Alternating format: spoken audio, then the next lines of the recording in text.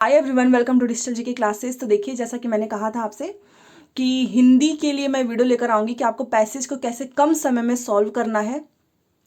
तो ये वीडियो आप सभी के सामने है, पूरा वीडियो देखिएगा।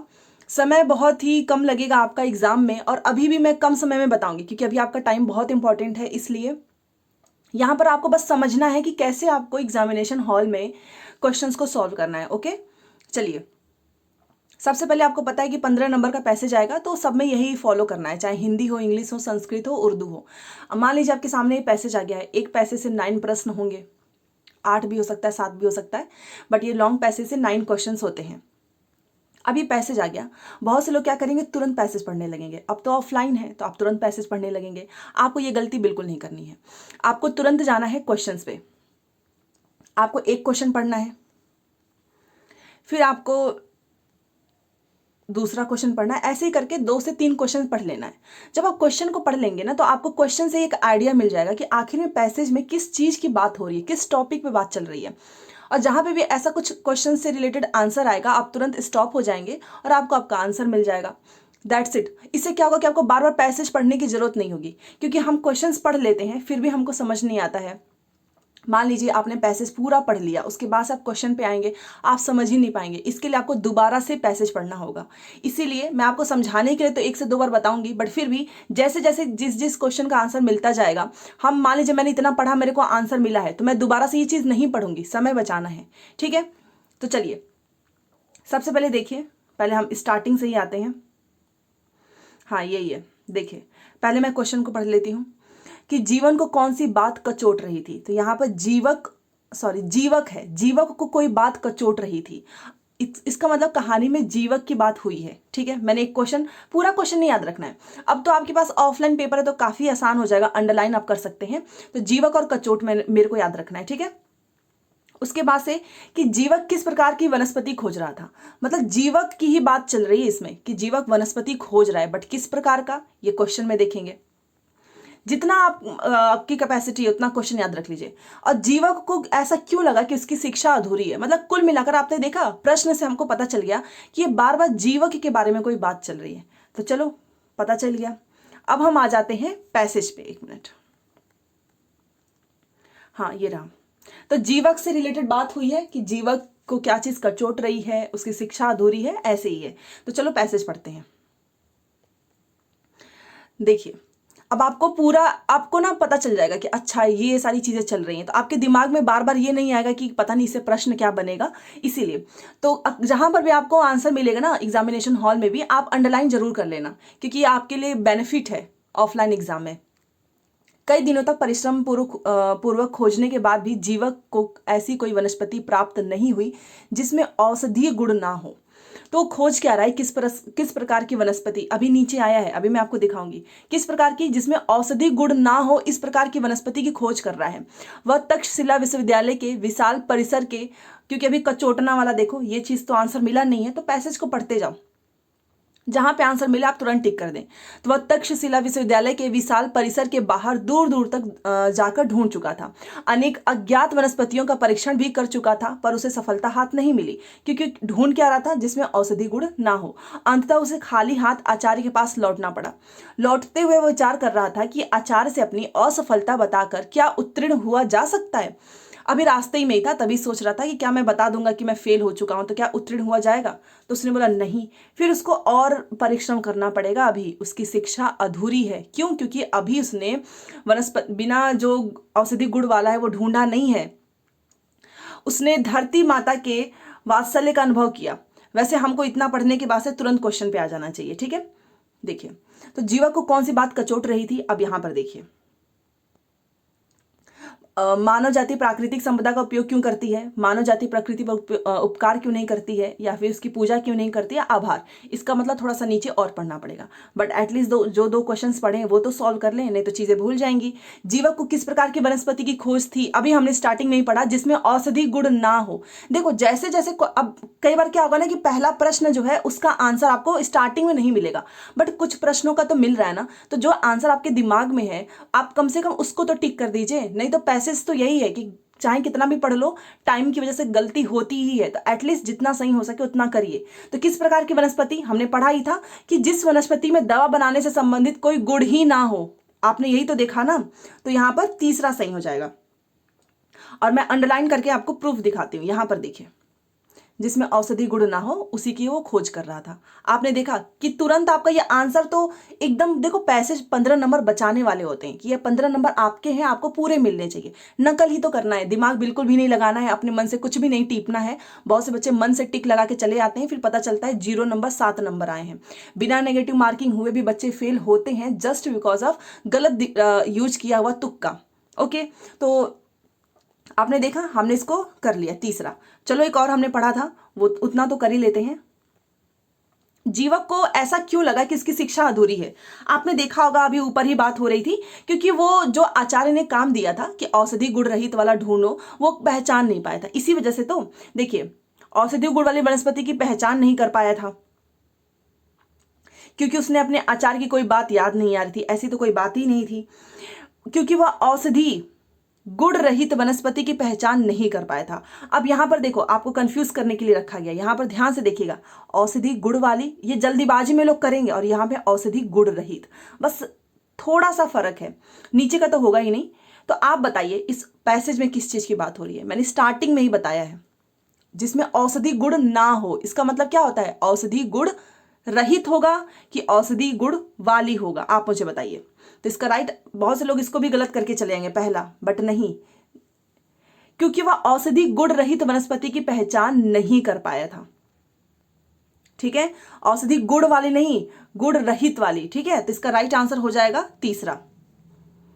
तो देखो, हमने पैसेज पढ़ा और हमारे 2 क्वेश्चन सॉल्व हो गए। बाकी 124 वाला भी पढ़ ही लेते हैं, ताकि पहला और दूसरा साथ में कर लेंगे। लौटते हुए जीवक के मन में किस तरह के विचार आ रहे थे? ये तो अभी पता चल गया कि जब वो लौट रहा था तो उसके मन में क्या आ रहा था, आप मुझे बताइए। 124 हमने अभी पढ़ा ना, देख लेते हैं एक बार। उस आप थोड़ा सा पैसेज पढ़ोगे ना तो भी आंसर आ जाएगा।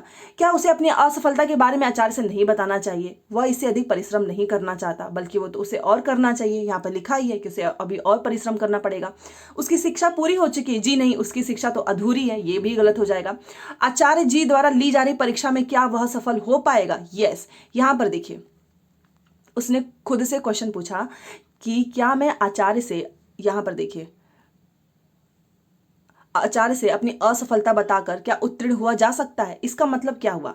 इसका मतलब तो यही है ना कि आचार्य ने जो परीक्षा लिया है, क्या वो उसमें सफल हो पाएगा? इसको आप समझिए। असफलता की बात तो किया ही नहीं है कि उसे अपनी असफलता के बारे में, जी नहीं, वो यही सोच रहा था कि आचार्य से अपनी असफलता बताकर भी क्या मैं उत्तीर्ण हो सकता हूं? बिल्कुल भी नहीं। यही चीज यहां पर लिखी गई कि आचार्य द्वारा ली जा रही परीक्षा में क्या वह सफल हो पाएगा। इसी को थोड़ा सा तोड़ मरोड़ के यहां पर इसने लिख दिया है। बेसिकली जब आप पैसेज करेंगे ना तो ऑप्शन से भी आप छाट सकते हैं, जैसे कि दूसरा तीसरा तुरंत खत्म, और ये नहीं बताना चाहिए वाला ये तो बात ही नहीं है, क्योंकि यहां पर वो क्या लिख रहा है, विचार कर रहा है कि बताने के बारे में, कि बताऊंगा तो क्या उत्तीर्ण हो सकता हूं। नहीं बताने वाली तो कोई बात ही नहीं हुई है, तो इससे भी आप पैसेज को खत्म कर सकते हैं। 4 ऑप्शन विल बी राइट। ठीक है, आगे बढ़ते हैं। अब पहले जो हमारा पहला प्रश्न था कि जीवा को कौन सी बात कचोट रही थी, वो कर लेते हैं, वो भी तो करना है। तो देखिए, जितना पढ़ा है मैंने, मैं उसके ऊपर नहीं जाऊंगी, क्योंकि मेरे को पता है कि इतने में मेरा आंसर जितना मिला है। तो हमने कहां तक पढ़ा था? यहां तक कि लौटते हुए वो विचार कर रहा था कि आचार्य से अपनी असफलता बताकर क्या उत्तीर्ण हुआ जा सकता है? नहीं, उसे और अभी परिश्रम करना पड़ेगा। उसकी शिक्षा अधूरी है। उसने धरती माता के वात्सल्य का अनुभव किया था। प्राणियों के पोषण और रक्षण के लिए प्रकृति द्वारा दिए गए वरदानों से वह परिचित हुआ था। उसके मन में यह बात कचोट रही थी कि प्रकृति से इतनी अमूल्य जैव संपदा पाकर हम कृतज्ञ क्यों नहीं होते, हम उनका आभार क्यों नहीं देते। कितने जड़मती हैं, जड़मती का मतलब मूर्ख हैं वो लोग जो इसे नष्ट करते हैं। तो आप समझ गए क्यों कचोट रही थी? क्योंकि हमको इतना कुछ मिला है प्रकृति से, बट हम कभी भी उनका आभार नहीं करते हैं। तो सबसे लास्ट में था, मतलब आप पहला क्वेश्चन देखिए जो पहला पूछा है, इन्होंने उसका सबसे लास्ट में दिया। इसीलिए मैं बोलती हूँ पूरा पैसेज मत पढ़ो, क्वेश्चन पढ़ो, नहीं तो पता चला 1 से 2 बार इसी को ढूंढने में ही, एक आंसर को ढूंढने में आपने 2 से 3 बार पढ़ लिया। अब बताओ इसका राइट आंसर तो अब आप सभी निकाल लेंगे कि मानव जाति प्राकृतिक संपदा का उपयोग क्यों करती है? बिल्कुल भी नहीं। मानव जाति प्रकृति पर उपकार क्यों नहीं करती, ये भी नहीं है, ना तो उसकी पूजा। बस इतना था कि मानव जाति प्रकृति का आभार क्यों नहीं मानती है। कृतज्ञ का मतलब होता है आभार। तो आपने देखा, एक पैसेज को मैंने बस एक बार पढ़ा है आपके सामने, आप खुद बताइए ईमानदारी से, और मैं आपके सामने डायरेक्ट कर रही हूँ, ऐसा नहीं कि मैंने बार बार ये प्रैक्टिस की है, ठीक है, क्योंकि मैंने ऑलरेडी बहुत सारे पैसेज पे वीडियो बनाई हुई है पिछले साल भी। तो बेसिकली आप समझ गए होंगे कि मैंने इस पैसेज को बस एक बार पढ़ा है, बार बार नहीं। हाँ, आपको दिखाने के लिए मैंने अंडरलाइन जरूर किया है। चलिए, तो अब मैं आपको बताने वाली हूं कि कितने क्वेश्चंस हमारे सॉल्व हुए हैं सिर्फ एक बार में पढ़ने पे। ये आपका 124 है, यहां तक हमने कर लिया है। 4 क्वेश्चंस हमने बिना पढ़े बार बार कर लिया है। अब 125 है। कुछ क्वेश्चन इसमें ऐसे आएंगे जहां पर आपको पैसेज की नहीं, अपने थोड़ा सा कॉमन सेंस की जरूरत पड़ेगी, जो भी आपने हिंदी ग्रामर पढ़ा होगा। तक्षशिला विश्वविद्यालय के परिसर हेतु किस विशेषण का जो है प्रयोग हुआ है, यहां पर देखिए। तो आप क्या करो, इसके लिए आपको बार बार पैसेज नहीं पढ़ना चाहिए। मैं आपको बोलूंगी कि आप बताओ, तक्षशिला विश्वविद्यालय की बात हो रही है, तो इसके परिसर के लिए कौन सा हो सकता है? बहुत बड़ा, बहुत सुंदर, बहुत पुराना, बहुत अनोखा। तो होगा बहुत बड़ा।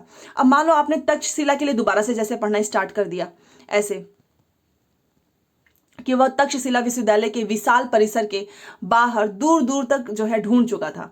या फिर आप ऐसे भी पढ़ें कि देखो, कई दिनों तक परिश्रमपूर्वक खोजने के बाद भी जीवों को ऐसी कोई वनस्पति प्राप्त नहीं हुई जिसमें औषधि गुण ना हो।